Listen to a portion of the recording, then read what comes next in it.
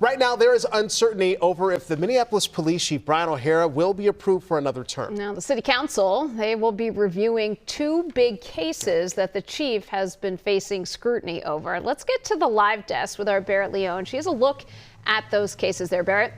Yeah, Minneapolis City Council will share its findings on after-action reviews for two high-profile cases, the shooting of Davis Moturi and the death of Allison Lussier. Both cases have been argued to have been avoidable, and now this review will look at how the city handled each case. Let's first focus on Moturi's case. We've covered this one extensively. Davis Moturi was shot outside his home in 2024 after a dispute with his neighbor. Records show he filed nearly 20 complaints with the Minneapolis Police Department against the accused shooter before the shooting happened. Moturi says those calls went unanswered.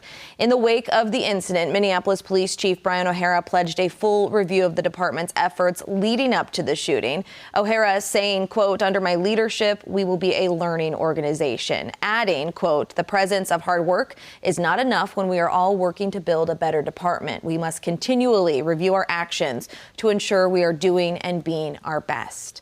Council members are expected to review the findings in his case later this morning, but questions still remain about transparency and how police respond to those repeated calls for help.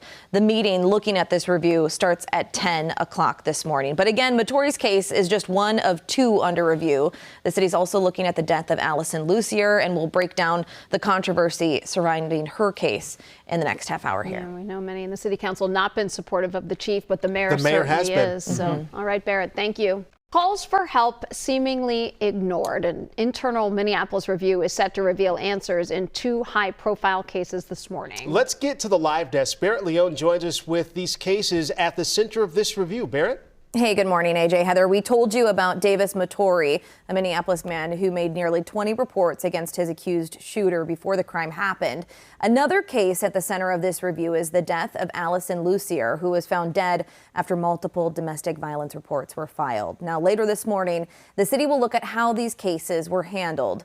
Lussier was a 47-year-old Indigenous woman. She was found dead inside her North Loop apartment in 2024.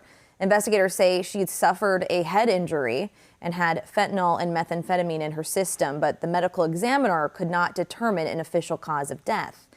Now, police say there were prior domestic violence reports involving Lussier and her boyfriend, but without a clear cause, they have not been able to prove a homicide. The case has drawn criticism for how it was handled, especially given her history as a victim of domestic violence.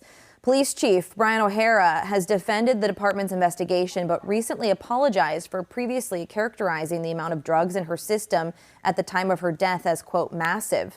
He made the apology last week, saying in part, quote, "That statement caused real pain to the family, to those who loved her, and to the broader community. I take responsibility for that impact," adding the department is, quote, "committed to continuing forward with a fresh look on this case and continuing to enhance our response to domestic violence in general." The council-ordered review will look at how police handled the investigation and whether policies were properly followed in the years leading up to her death. Those results will be shared at 10 o'clock this morning. It also includes a second case involving Davis Moturi, where Police Chief Brian O'Hara also apologized for department actions.